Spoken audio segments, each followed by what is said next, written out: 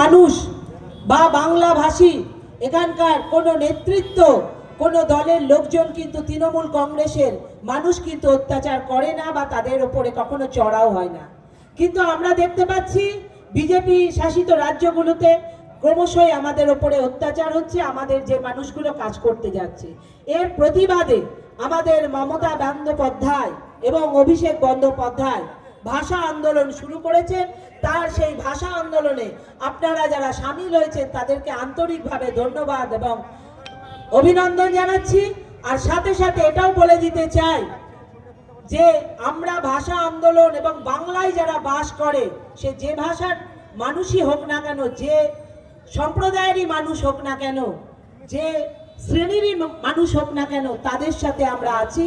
এবং তাদের উপরে অত্যাচার হলে আমাদের তৃণমূল কংগ্রেসের এখানে যারা নেতৃত্ব আছেন এবং পশ্চিম বাংলার যারা নেতৃত্ব আছেন এবং মমতা ব্যানার্জি এবং অভিষেক বন্দ্যোপাধ্যায় সবসময় গর্জে উঠবেন এবং আমরাও তার সাথে থাকবো। আপনাদেরও আহ্বান জানাচ্ছি, আপনারাও আমাদের যে বিভিন্ন প্রোগ্রাম সারা বছর ব্যাপী এই ভাষা আন্দোলন, তাতে আপনারাও সামিল হন এবং আমাদের সাথে সাথে বাংলার জন্য লড়াই করুন। কেন বাংলা আমাদের মাতৃভাষা, বাংলায় আমাদের স্বপ্ন দেখার ভাষা, বাংলায় আমাদের কাজ করার ভাষা, বাংলায় আমাদের সবকিছু।